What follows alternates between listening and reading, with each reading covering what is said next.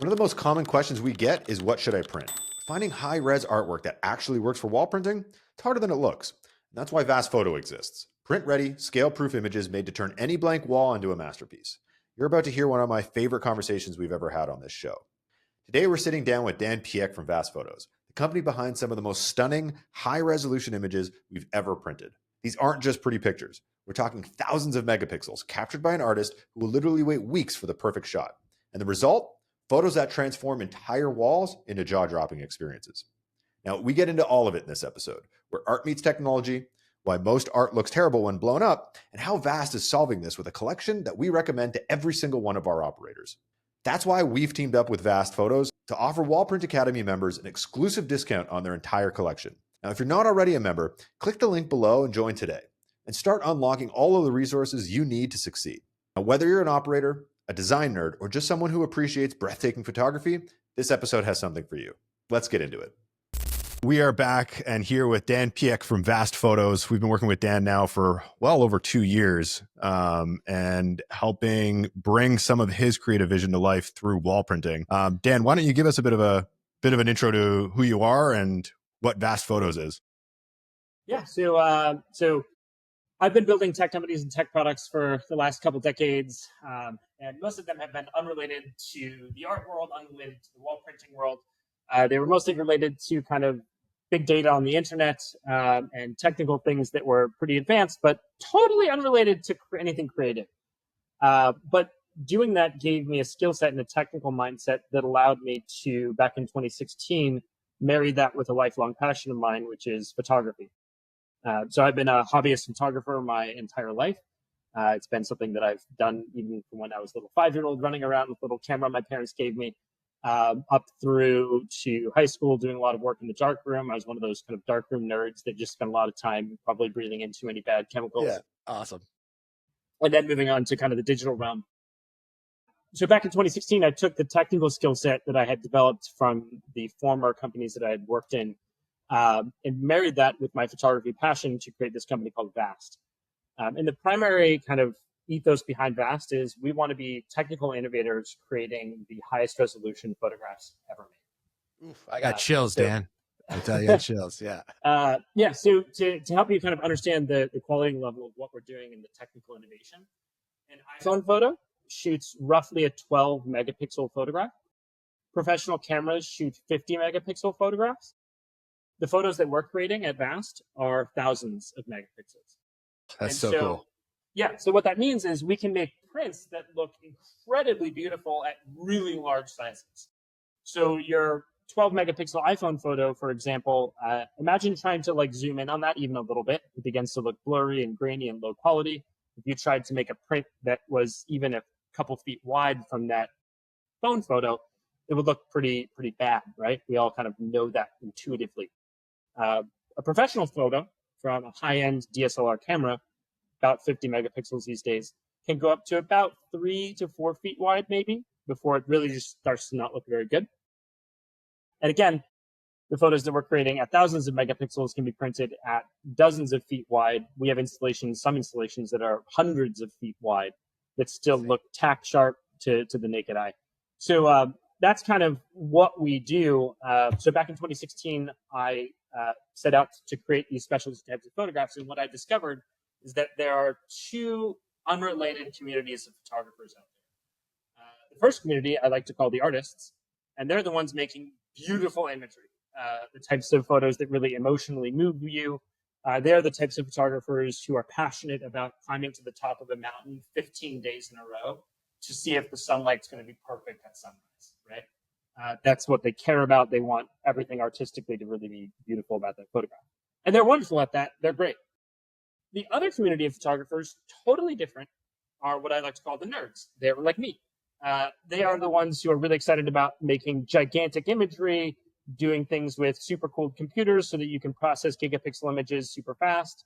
But the problem is that entire community, myself included, we're more focused on the technical aspects of making these ultra high resolution photographs than creating beautiful imagery that actually moved people emotionally.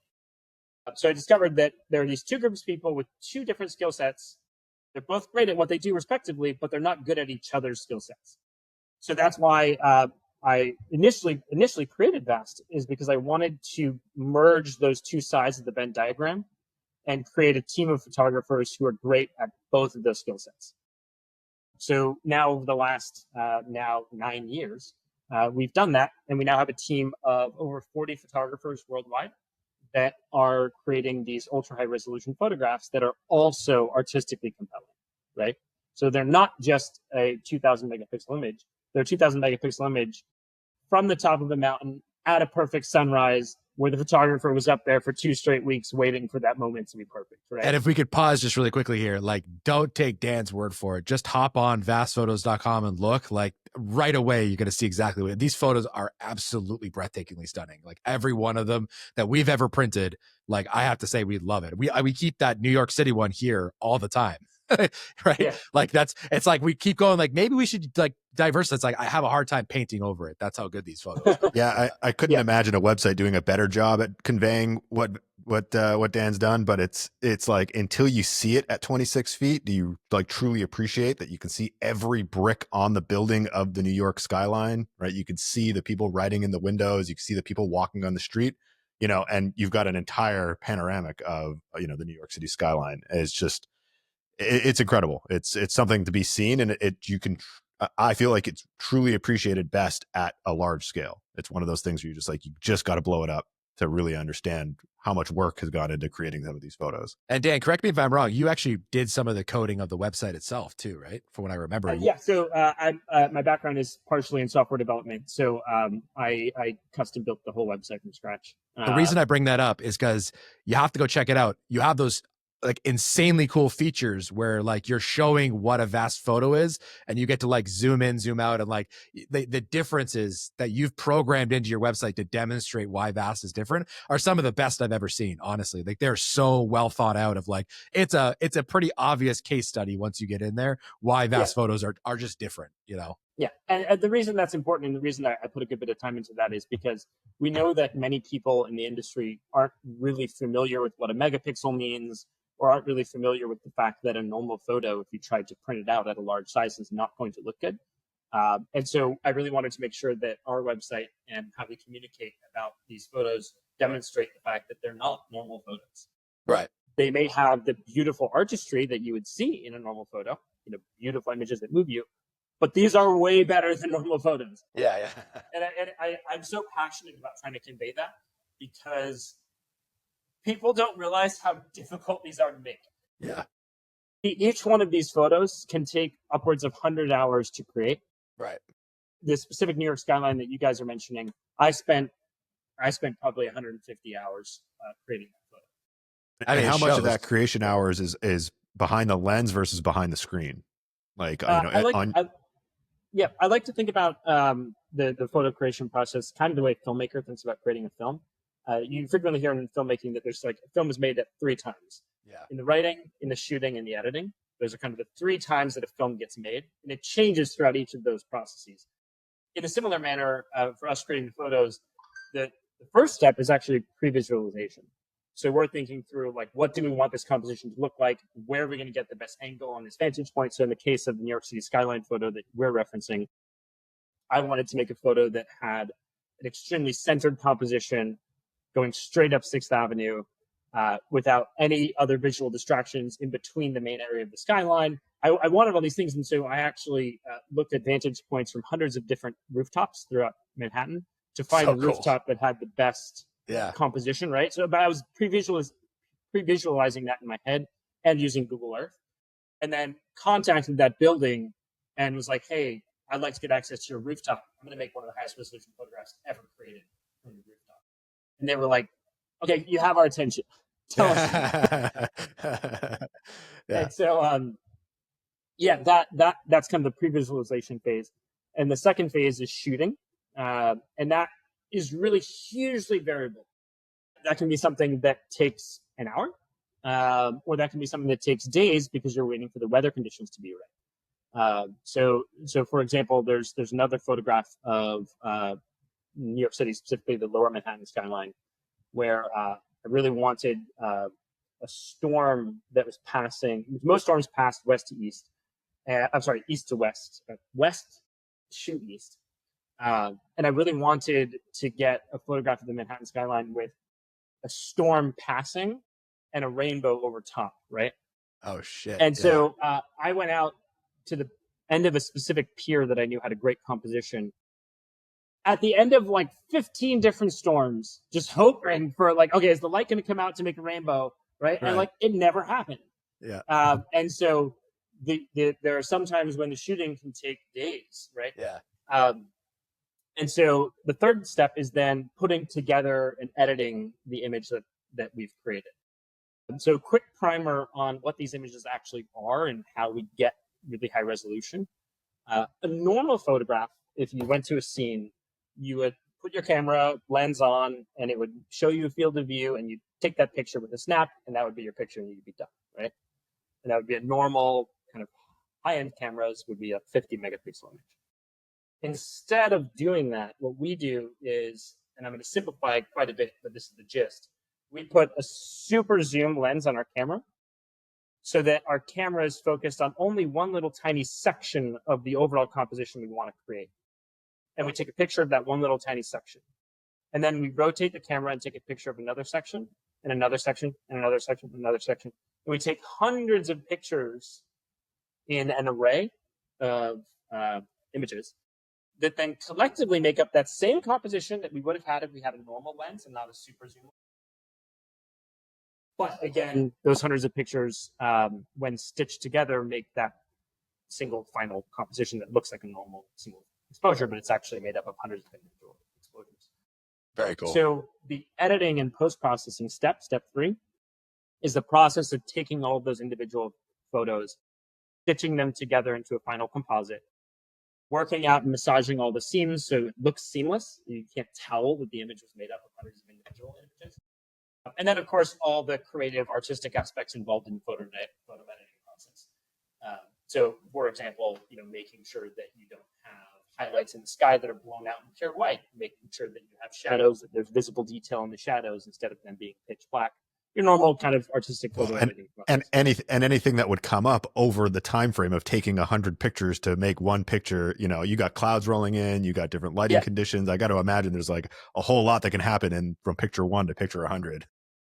Absolutely. And it's those sorts of challenges. It's exactly the challenges that you mentioned that have made the artist photographers, if we go back to that Venn diagram, the two different sides, it's exactly those challenges that have made the artist photographers not excited about it. Yeah, I can see that. Because they're like, when I talk to them, they're like, you do recognize that the perfect moment of sunset where the light is coming through the clouds for that brief moment lasts like 15 seconds. Right. Like any great artistic photographer will remind you of that fact. And so how are we going to make a photo of hundreds of individual images that take an hour to shoot at the perfect 15 seconds of sunset? And to them, that has always been a deal breaker. They then just give up. I came around and I said, let's not take for granted that can't be done. Let's find a way to do that, right? And we use a whole bunch of different techniques to overcome challenges like that to make photos that are still artistic, but also high resolution. So as an example, I have a 6,000 megapixel photograph of a lightning strike, which many people would say, how on earth is that possible? Lightning strike happens in a quarter of a second. Dan, how on earth is that possible? Yeah. Yeah. I have a very, very lengthy technical write-up. It is possible with lots and lots and lots of work. If you're actually fascinated, if you go to the blog on our website, it's the most popular blog post on our website. And a lot of people have referenced the technical work that went into creating that photo. But again, I didn't want to just take for granted that, every photograph of a lightning strike is always going to be just some low quality thing that you can't blow up to a large size. Yeah, 100%. Again, I could talk your ear off about how I did that, but I don't know if we're going to get into all these technical details. Maybe not this episode, but I think it does bring, for anybody watching this from the wall printing sense, I mean, you can see how this is such a natural fit, and not just because of the practical application of it, but like your mindset is exactly the same as ours when we set out to deal with this technology. Is like, well, there's lots of ways of doing this. Why would you do it this way? How do we position this technology in such a way that demonstrates these advantages? And it is kind of this like how you print and what you print have to be married together the same way what you photograph and how you photograph have to have the merit. So it's very, very similar in that sense that the Vens overlap, and you have to, it's all well and good to have the technology, but if you don't know what you're printing, you will never find any business. You will never get anybody who wants to do it, because who cares if I don't have a good image? It's like having the world's greatest tattoo machine. It's like, great, but what's the artwork? Like, I don't want anything on my arm that doesn't look good. Same kind of idea. So yeah, I think it's so true. I think it's really interesting to get you on here. I think there's absolutely, we should go in depth on this. As a matter of fact, what came across my head when I was thinking about this is like, man, you should be doing a masterclass in this. I could think of dozens of people I know that would love to learn how to do this. Not the least of which is Liam. Ever since you met Liam, he has been, no joke, he has been slowly advancing his skill sets in Gigapixel, echoing a lot of the same frustrations that you said of like how hard this is to do. But every time he gets a result, man, he's obsessed. He absolutely loves it. And I can see how singular your understanding of it is. So insofar as like, you got my vote, man. If you decide you want to do a higher in-depth conversation and offer it as a course, we'd 100% sponsor that, because it would be huge for our network. Even if you get mediocre results, it's still way better than what's out there. It's better than Shutterstock, you know? No, I completely agree. The big challenge that I've worked with hundreds of thousands of photographers over the last decade now. The big challenge is you have to be intrinsically motivated. You have to be inherently passionate about both sides of the Venn diagram. Yes. Because if you don't want to build a high-end computer and know what RAM means and know what M2 SSDs mean and things like that, you're just like, oh well, I just want to like press some buttons on my MacBook, right? Well, then you're not going to be the type of person you're just going to burn out, because you're going to be sitting waiting for your computer to do these things for hours on end.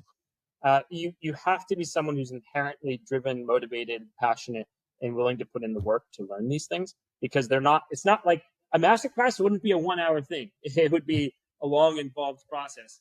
And you also have to be the type of person who wants to go outside, 15 days in a row to wait for the lighting to be right. A lot of photographers out there are hobbyist photographers, where they're doing it, but their interest ends when their willpower dies. Yeah. And that's okay. There's nothing wrong with that. But if you really want to do something really, really well, it requires a lot of hard work. And if something is just a hobby. Are you talking about photography or wall printing now? Because I would echo the exact same things here. Of pretty much life, anything in life. Yeah. Just generally, gather around, children. Life is hard. Well, here's what we've noticed from our vantage point. And Dan, we got linked up where you telling me 19 months ago, I guess, around there, 20 months ago is when we actually did it. Immediately recognized like extremely talented, extremely knowledgeable, and like, no joke, utterly obsessed with details that it would never cross my mind. You were the guy I remember told me like you take a ruler to the actual screen when you're doing Photoshop, you scale it so you can actually literally measure. Never heard of anybody doing that. It's extremely useful, by the way. If anyone doesn't know about doing that, it's one of the most kind of unknown things about Photoshop that's extremely useful, so you can see the real size on your screen. Well, why don't you tell us what it is? But if you can give us a quick summary of what it is you do, because it still makes me laugh hearing it. But you're completely correct. Clearly, you know what you're talking about. Yeah. Yeah. So for anyone who doesn't know, if you go into Photoshop, go to Edit, and then Preferences, and then the Units and Rulers section, right? What you can then do is in the area that says New Document Preset Resolutions, you can change your screen resolution right there, which basically allows you to tell Photoshop how many pixels on your monitor relate to 1 inch in the real world. Then, because of course Photoshop itself doesn't know the physical size of your monitor in the real world. And when you set that setting there for screen resolution, what it allows you to do is when you're in an actual Photoshop document, if you go to the zoom tool, which is Z on your keyboard, or you can click the magnifying glass on the left side toolbar. If you right click on your canvas, you can choose print size. And now that you've set that setting in the settings, that print size will show you on your monitor that canvas at the real size it would print. So like this is exactly the size that if you just ripped it off your monitor, it would look like in the real world. So for anybody who Yeah, I was going to say, for anybody who I've trained on wall printing, my method, this is a much better method than the method I was using, which I taped a 1-inch piece of tape to the top of my monitor, exactly 1 inch. So I would just scale my image so that the 1-inch ruler bar matched my piece of tape. I was like, oh, there you go, 100%. But Yeah. it's happy to know that Photoshop has a setting for that. Yeah. Yeah, I'm shocked that more people aren't aware of this. It's unbelievable. Pretty much everyone I talk to about this is like, oh, wow. I either tape a ruler to my monitor or I just like, I don't know what it's going to be. And then I just see what it prints out. Yeah. So, yeah. Yeah, everybody sees And my just, laptops and sees the tape on top, and they're like, "It's not even covering your camera." I was like, "No, that's my scale. Don't worry about it." Yeah.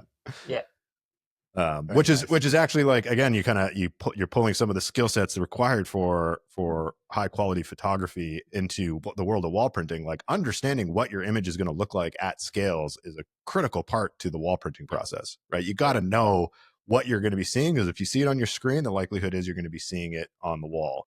I mean, I can't tell you how many times people look at an image and like, "Yep, looks great," and it's, scaled down 1/20th of the size, and they go and print it. And they're like, "Oh, it looks like garbage." And you're like, "Yeah, well, not exactly apples to apples there."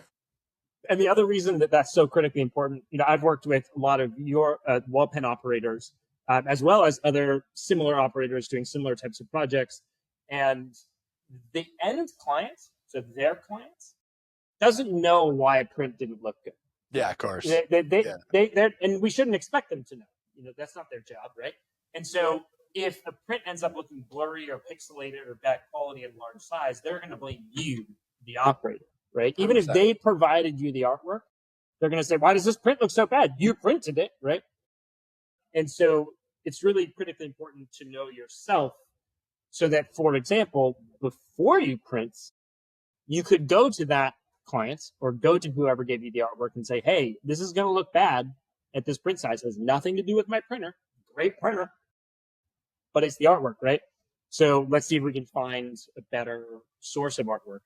And that was the genesis of turning Vast into an actual business.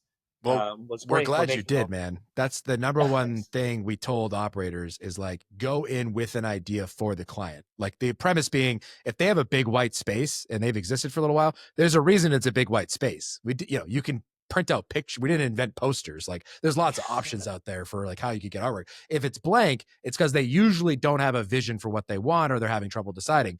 Like, getting ahead in the sale and suggesting like, "Hey, by the way, like, not, do you want a tattoo? Like, hey, I think this would look really great here." You know what I mean? Is a much more effective get you there. I'll tell you what, Vast Photos is number one on our list of like, if you don't know what you should be doing, like grabbing a Vast photo and showing them what this could look like here is because the reason we do it is also not just that they're beautiful, not just all those things we said, but we know it's going to scale the way you want it to. You don't have to, if they say yes to that, you don't have to wonder if it's going to print out at the size and scale you want. So it's automatically gets you through the door all the way through, guaranteed. Like, you don't have to worry that this is going to have a problem. You know that this can be great. And for whatever the cost and whatever, that's worth it, because you know that the end result is something they're going to want. And that's a huge thing we always say is like, there's a big reason we do it. It's not just that they're great artwork that people want, but you know that the quality's there too. You know that you don't have to wonder, how am I going to get the artwork? Right, which is a huge deal when it comes to the sale, because it otherwise creates a big disconnect between when they agree that it looks great or they want it,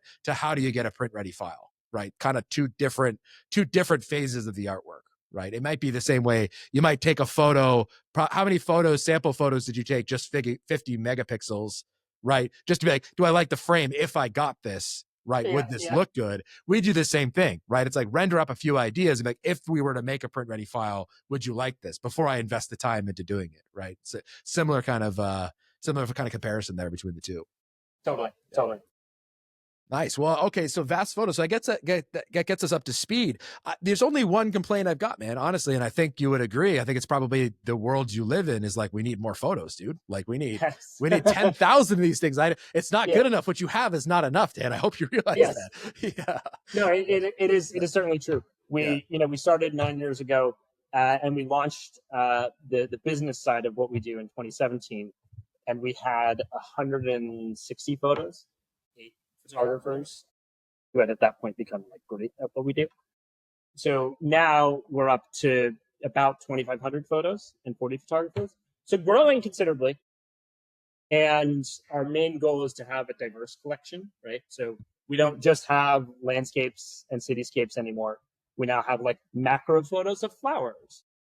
We have artistic photographs of the New York City sidewalks, like, Right. Yeah, we have, the concrete texture stuff was like, I'm dying to Yeah. do a print of that. It's just like, it's so amazing to see those details like that blown up. I love macro photography. I think that's just fascinating. yeah. And on the topic of textures, we have a whole textures collection now too. A great photographer by the name of David Langton, based out of the UK, doing some really, really good textural work, making multi-gigapixel photographs of wood grain or concrete or marble, which is perfect for if you want to do like a large wall print with the texture, but then maybe some text on front or put some other image on front, right? And so, we have a considerably diverse collection now. And if you look at our themes page on our website, you'll see just how many variety of different themes. We have underwater coral reef photographs now, right? Cool. So I'm proud of how much we've grown the collection. And you're certainly right, Marc, that we need to keep growing.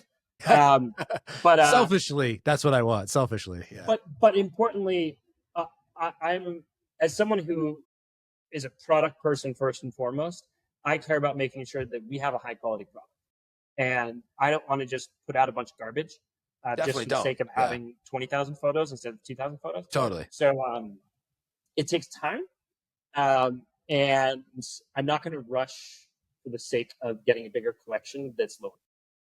No, and that's exactly what we love about the photo collection you've got there, right?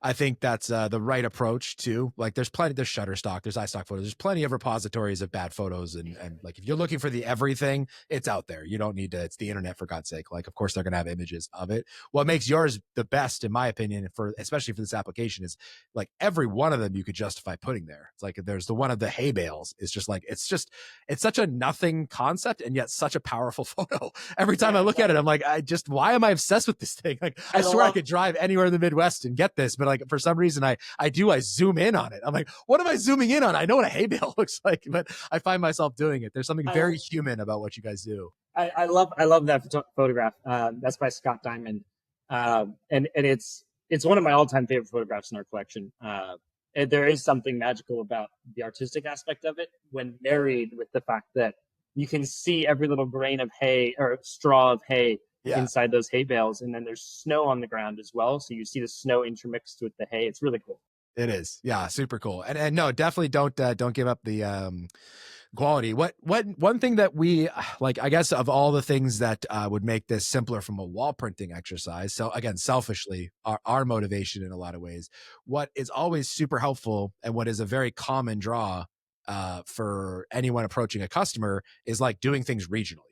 Obviously, right? It's a logical thing. If you're in New York City, you have a ton of repository. I love your DC collection too, by the way. That is fantastic. Holy cow, are those cool photos. And like you hit these hot spots where like you get an area and like clearly there's a photographer who lives there who's very good at what they do, because you're like, wow, I've got 50 of this and I got a whole 49 other states that there's absolutely nothing. You know what I mean?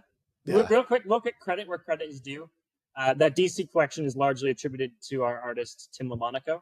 Okay, great. And he is a great example of a quality human being, A, but B, someone who's just so inherently passionate and motivated that he put in the hard work. He put in the work to contact the DC Capitol Police Department to see if he could get a very not usual permits to go into specific locations, right? Like he put in that work, he put in the hours, and as a result, we now have a great DC collection. Anyway, so I just wanted to give him credit because he 100%. Dude, shout out the credit, and I'd love to talk to these guys, man. If we can get anybody in here that's passionate about this side of things, it's such a sister relationship to what we do. Like we have, like it's honestly, it's so good. It's like songwriting to somebody who plays an instrument, right? It's just like, dude, we have so much respect for these guys. And I, having looked at it and spent some time like with my phone, like trying out this stuff, like it's no joke. You really got to know your stuff. And there's a reason why your collection kind of speaks for itself, right? It is one of those things that is but so to back to the main thread that you were discussing though, the byproduct though is that sure, we don't have a great photographer right now in Ohio.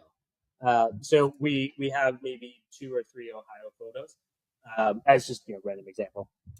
So yeah, we're growing, Oh, for sure. But yeah, It's funny what you does that mentioned recruitment Ohio. process look like, Dan? I mean, like how are you finding these guys? Because like you said, it's such a rare occurrence to have those Venn diagrams of the, you know, the artistic photographer and the tech guy coming together to be able yeah, to create some of these images. You know, how are you stumbling across some of these rare gems yeah. in the photography world? So one of the biggest ways is people reaching out to us because they come across us through podcasts like this, or other technical writing that I've done, and just the photography community itself. You know, people in photography clubs that hear about us because someone gave a presentation about, one of our artists gave a presentation to that photography club, for example, or a lot of our artists do workshops, and so their students in their workshops will be like, "Hey, this aspect of what I learned about was really cool. Let me like try and dig deeper." So that's it's a lot of inbound stuff. I'm not doing too much outbound, trying to actively find new photographers, because honestly, it would be a waste of time. Because the vast majority of photographers are not, again, inherently excited. If you're inherently excited about this, you'll reach us. Yeah, sure. I guess more so my question would be then, are they coming in with a pre-established skill set for this type of photography, or are you kind of onboarding them with some tips and tricks? Like how does that relationship work given your experience? Great question. So they're coming on with an interest that is at least above a couple steps, right? Like they've done some image stitching. They know about good compositional principles. So they're a couple steps up the ladder. And then we have resources that we give them that give them the kind of supercharged juice to do the above and beyond stuff, right?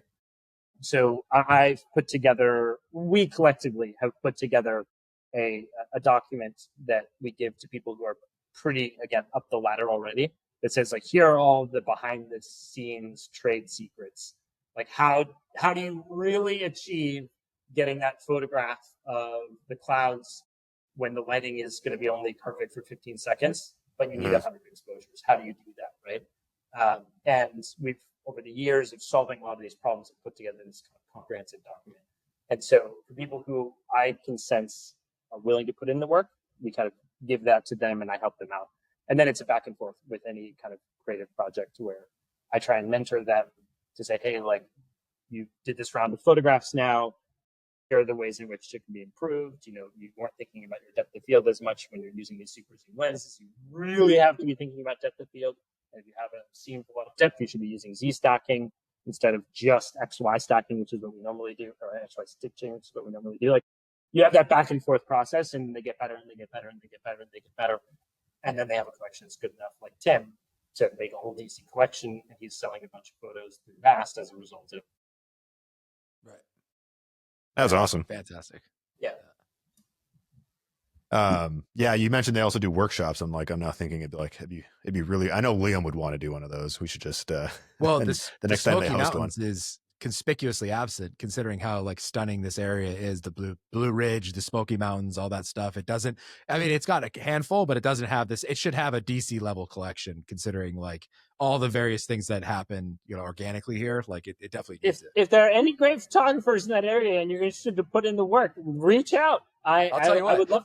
Yeah. We're gonna make it a specific mission this summer. We're gonna find that. I'm serious, because I guarantee you they're out there. This area is so artistically driven. You know what I mean? True, It's like it's you come here, you might actually already be a National Geographic X 50-year photographer. Like it's not. My neighbor might be that for all I know. Like for the way this area works, we're gonna make it our mission to find that, because I think this is fascinating. I think it's a direct correlation to what we do. I know Liam will take the charge if we start pushing him to go do it. And I think we go look and see if we can't get some images, even if they're not necessarily up to Vast. At least we're pushing the envelope to try to get to that level. Absolutely. I think we should. Yeah, for sure. Yeah, nice. I guess the same goes for Toronto too. Do you have a Toronto photographer? Yeah. We do not have a photographer specifically in Toronto, but it's a big enough draw as a city that a lot of photographers have gone there.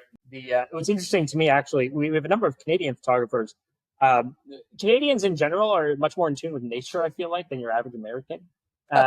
And they care much more about, like, I want to make pictures of nature. I want to make beautiful photos of nature. No, I mean, Canada has tremendous nature, right? Yeah, it kind of goes hand in hand with where they live. Yeah. Go 20 minutes outside of any city, you're in like the most stunning national park you've ever seen. Exactly. So much like with photographers in Italy, for example, you just find that most of them want to make landscapes and nature photos and don't want to go take a photograph of the city.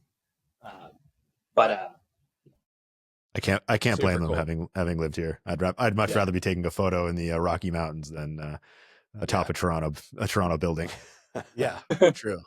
Yeah, I except like that both.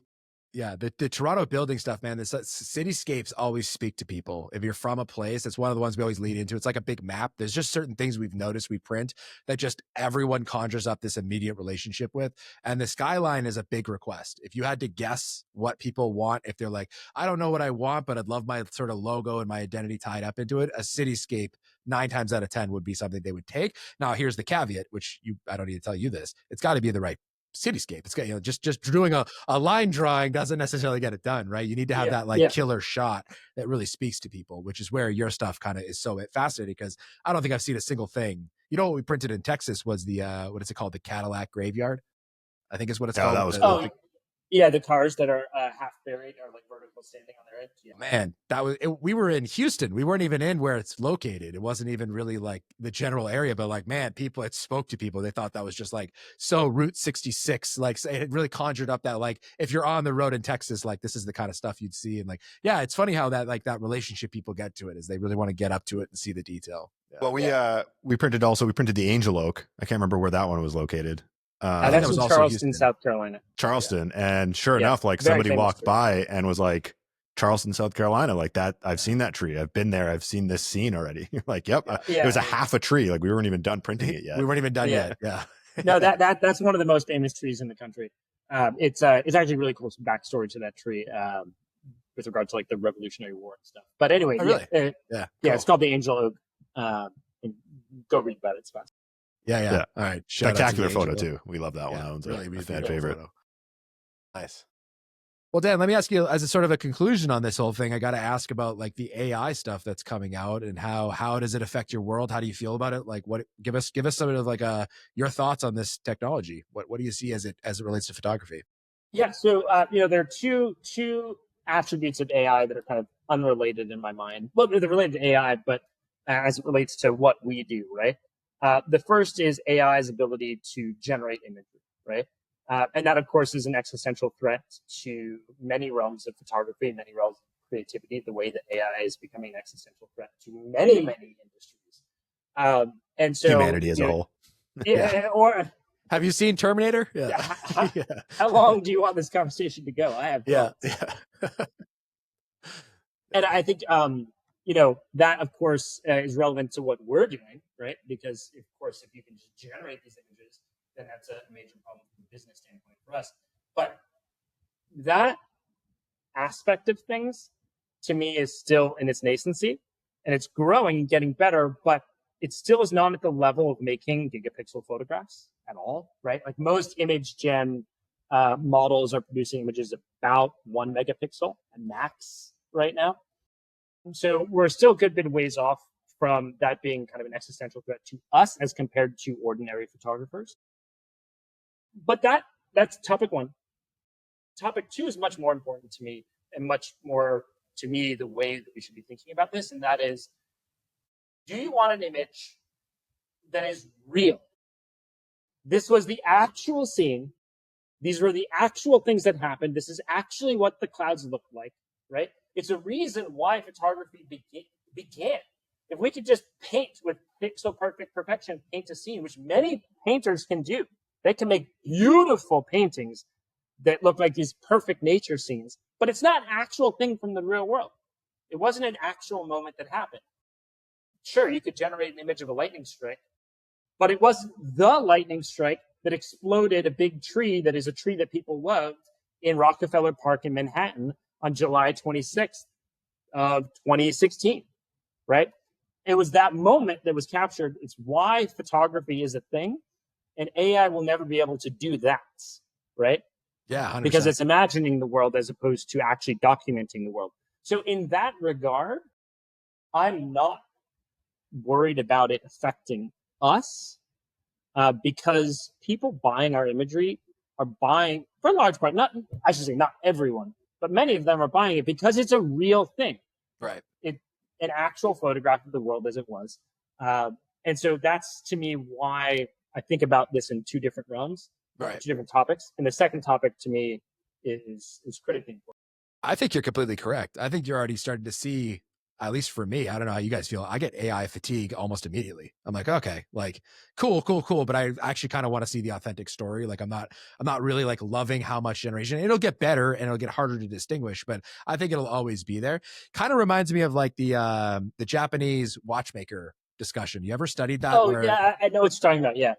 Yeah. You go from you all of a sudden they created the piezoelectric effect. So they didn't need all these like master watch people. And so you saw them all get fired and laid off until, who was it? Seiko, I think, is the one that brought them back and created, yes, they had their cheap artificial watch for function, but man, if you really want a special thing, like you should really be getting a master craftsman to put together, a proper watch. And they created a whole new industry because people wanted that authenticity. They wanted it to be less, and you see that in the mass production industrial revolution. You see that evolution always wax and wane of like, I want this cheap, affordable utility, but now all of a sudden the thing that's actually authentic is like, it's a real thing. It's what I want. It's what I'm willing to pay for because it's real. And I think you're right. I think you're going to see with all this AI stuff, I think you're going to see a shift over to like, you know what? I want a photographer to take the photo for me. It's more meaningful to me. You know what I mean? We absolutely lean into that authenticity also. If you're on our website, you'll notice we actually specifically list the latitude, the longitude, the date, the times, like all the aspects of that photograph. Right. To, again, lean into the fact that this was a real moment in a real place. Yeah, absolutely. This is what the world looked like at that moment. Yeah. Because you're exactly right. People want things that are real. They're more emotionally compelling for most use cases. Now, of course, this doesn't apply to everything. If you're wanting to make an advertisement for, you get the point. Marc, yeah, I mean, I think that's the interesting thing about this whole AI revolution, and if when you get into the digital space, generally speaking, that a lot of people I don't think have quite a handle on is how big the world really is and how much access there is to a lot of things. And I think what this is going to do is really just grow both camps, right? You're obviously going to have, like you said, those marketing people that just need a quick image to like get it out the door, and they're going to be able to get more of those and faster. But I think that's going to drive the demand up for this time and place capture. That's this authentic photography. Because you're going to be yearning for it because it's going to, it's not going to exist as much elsewhere. And so I think you're going to get this balance and we're just going to see more of it. And I think by creating more opportunities to put some of these images on display, the better off the world's going to be with beautiful artwork everywhere, Yeah, it's the difference in our printing world of like when we print a mural versus we're printing, wayfinding, or like there's a need for printing. Yeah, exactly. Printing a mural is a different thing. It's an emotional experience for people. They want to see something out of that, which is, it's always good to have business. Anyone out there, like take whatever printing you can get. There's nothing wrong with taking stuff that pays the bills. But when you're looking like in the main boardroom, or you're looking in, someone's home even, or somewhere where there's going to be more of an emotional impact of that visual branding, of that visual aspect of whatever it is you're creating, that like, it's worth spending the time, it's worth spending the money to get something authentic and real, for sure. People usually speak to it. Yeah, people like a story. I mean, that's part of why totally. We find people like wall printing is this. It's the story of this new technology coming into their space. Add a layer of what you're printing having a story. And I mean, the CEO of that boardroom, every time he has a meeting or a conference or whatever it is, like he's going to be able to tell that story. They love that. Yeah. People love that. I think one additional layer on top of that is also people like human connection and the fact that these were created by real artists. Totally. You look at much of the art world, the buying process is related to who the artist is. Yeah. Not definitely. even necessarily the quality of the actual art itself, right? Right. I mean, we can all agree with they taped their banana to the wall, so I'm just going to go ahead and say that's clearly. And so, if you take the banana to the wall, it would be nothing. Yeah. Unfair. It's so unfair. Yeah. It's so unfair, but it nevertheless reveals the fact that people care about people. It's the reason why when they advertise the latest NBA game on ESPN, that's LeBron and the team. It's not just the team, right? It's the human connection. And so it's one of the reasons why we have worked hard to keep Vast to be 100% artist owned and operated. Yeah. Because not only when you buy a Vast photo are you supporting that artist, but you're supporting our mission and you're supporting the fact that we are out there doing innovative things and are people that are passionate. So anyway, yeah, the artist and the human component to me is very important. As a sort of a last parting shot on this this whole discussion, do you see AI helping you with the process at all? Like, do you see AI being able to like make it simpler and easier? Maybe it won't give you the vision. Completely agree with you there. That requires a human touch. But perhaps like it's not nearly as like technologically challenging to get that That's quality exactly result right. at the Yeah, end. okay. That is certainly true. It is incredible. For example, something as simple as subject selection in Photoshop, right? If you want to be like, hey, there's so much dynamic range in this scene that the shadows are really way too dark in the subject. I need to brighten the subject up. Great. One click button, you've got a great selection now, as compared to 5 years ago where you would have had to manually go in and do hours of manual work. Yeah. And AI is still not perfect at those things. It still needs quite a bit of the human touch. But we can foresee a path where now in the not too distant future, it's pretty darn good, such that it really does save dozens of hours of time for us. And it already is saving us time. So yes, you're very, very right in that regard. And that's where I really love this concept that the future doesn't belong to AI. It belongs to people who know how to use AI well. So instead of sitting back and saying, well, I guess my job's gone, be like, well, how can I use this to amplify what I do to be prepared for the future? So it's a perfect example where if you are a photographer or an artist, learn how AI is being used in the software that you use. Yeah. Something as simple as generative fill in Photoshop is incredibly powerful. Yeah. When used with the knowledge of the drawbacks. For example, you can't use it to replace a specific building in a city skyline and then claim that that's what the skyline looked like. You're now, evolving into new territory.